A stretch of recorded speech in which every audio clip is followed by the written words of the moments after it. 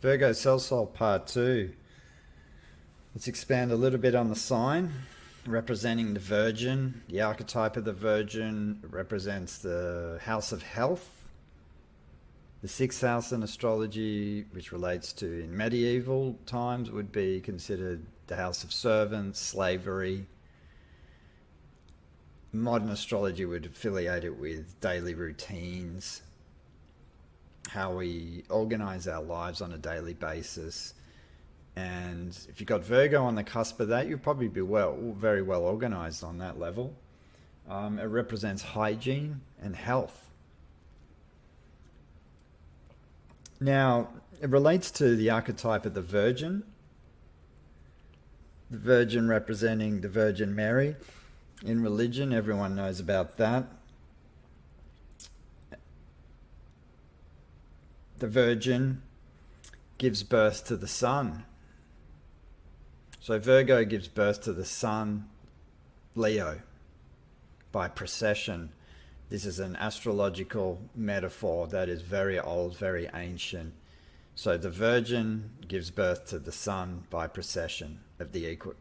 So when you understand precession, you understand that motif of the Virgin giving birth to the sun. That relates to astrotheology, which is the root of all religion and a very fascinating subject and very deep. And if you want to get involved in researching that, there'll be a lot of light bulb moments that'll go up when you can understand metaphor, myth, allegory, and all these kind of things, and etymology of words. We'll pick up a lot of clues into why these stories or motifs come about. But anyway, when they're talking about the house of health, the Virgin's all about keeping the body hygienic and healthy, meaning body, mind, and spirit hygienic, becoming psychologically hygienic, spiritually hygienic, and physiologically hygienic. So the body is very important, and this salt is incredible for many things, and I'm going to touch on a few other signs and symptoms that I didn't really get to come across in the first video. But the Virgin has many names associated with this as the archetype. So she can be the Isis, who was the wife of Osiris; Juno, the wife of Jupiter; Sybil, who was the consort of Cronus;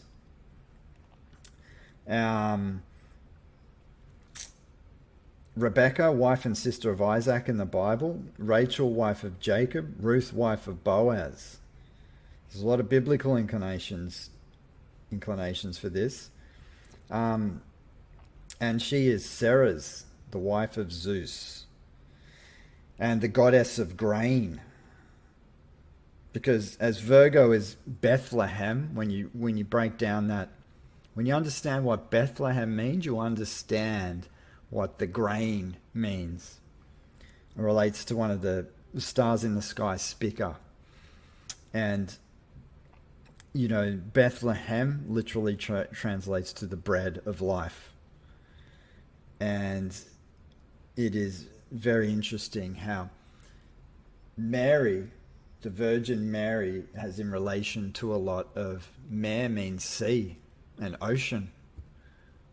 So what are we talking about here? The Virgin is actually considered the ocean, and its connection to, I guess, look at it this way. There's a lot of Alvin Boyden Kuhn's book. If you really want to understand this, he's a brilliant scholar back in the day. Not many people know about him. Alvin Boyden Kuhn wrote many esoteric books. One of them, brilliant books, which which I highly recommend reading if you're interested in this, called The Red Sea is Your Blood. And then you'll get to really understand these kind of metaphors.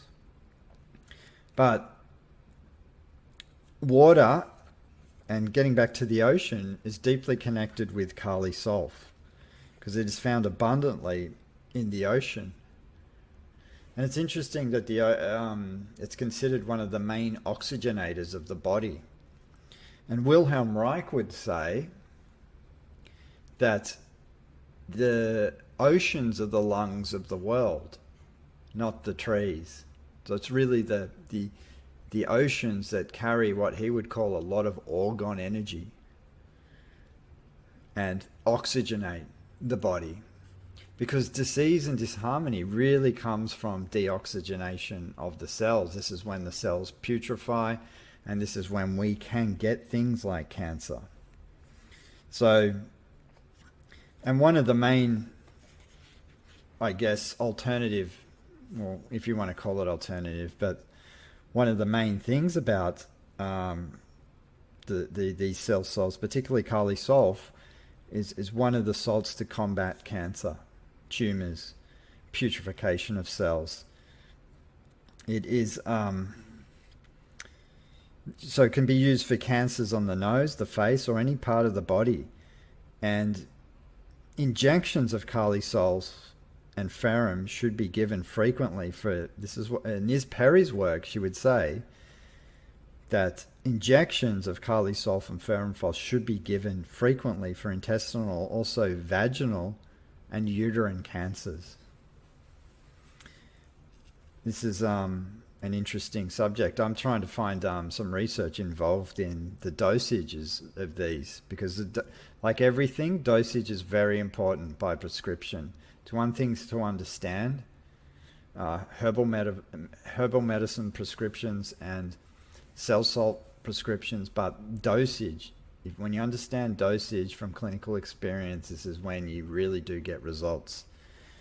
And so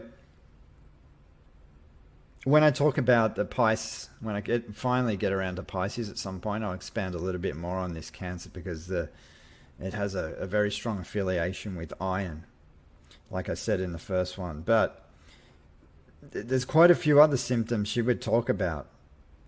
I'll talk about the ones I can't remember what I covered in the other one, but sorry if I'm repeating myself here. But there can be deafness and swelling from the internal ear, catarrhal conditions of the head and the throat, acute or chronic, with discharge, slimy, yellow or greenish matter. So this salt should be given freely for colds and generally assist in promoting perspiration. So it promotes perspiration when, it can be one of those indicated for colds as well, when the pores of the skin don't open. So it can be like, it can induce sweating, so to speak, to push out the cold, because it's, medicine should all be about, particularly in Chinese medicine, when we prescribe herbs, it's all about pushing things from the interior through the exterior. Whereas modern medicine's the opposite. It just keeps, you take a pill and buries it back in. And this is when you can get things like latency, which means, things get delayed, they get buried in certain levels. This is when you can get rheumatism problems, autoimmune problems, because the body will be storing it at certain levels. That's probably a bit too hard to expand on here, but just to throw that out there. But like I said, any yellowish green discharges, like the third stage of inflammation from being ill after a common cold. And it's excellent for conjunctivitis. I remember I used this salt for my son when he had it. Earaches with sharp cutting pain. And there's another interesting one. I think it can be actually used for trigeminal neuralgia, which is facial pain or pain that wanders around the face. The interesting thing about this salt is it's very much indicated for pain or rheumatoid pain, shifting pains of a wandering nature. So anyone who's had some experience with people who've suffered from cancer, this is the classic sign of Kali sulf. A lot of people with cancer, they get these strange, they'll tell you, these strange wandering pains, like it shifts and moves. This is one of the real strong indications of this salt. All sores which exude thin yellow watery matter. Scaling skin with a sticky base, what they call exudation, eczema, and blood poisoning. And it was indicated for typhoid and smallpox. And now that we've got this monkeypox thing they keep brainwashing us with, this is probably great for that too. But interestingly enough too, this salt should be given in all children's diseases to aid in the formation of new skin. So there's a number of ways this thing can be applied. When I write my book, which I'm in the process of doing on this, I'll expand a little bit more on this and the dosages and how to use them. But another interesting thing about this is I haven't talked about the sign of Aries yet, but there's a connection with this salt with that on that level, because we're talking about sheep, the ram, which relates to that sign. But this salt is actually potassium was very high in the body of the animal, and particularly sheep. So it is said that sheep contain huge quantities of this salt. And this is why the reason mutton fat back in the day was, you had very strong healing qualities. So sheep were actually, used to excrete high amounts of potassium in their perspiration. So the fat of this was actually used back in the day in terms of treating people, especially with skin conditions. I know some people used to use this fat to layer it on and put it over certain things like psoriasis and things like this. So the next salt I will talk about will be Nat Phos, which is related to the scales, Libra. And we'll talk about that next time.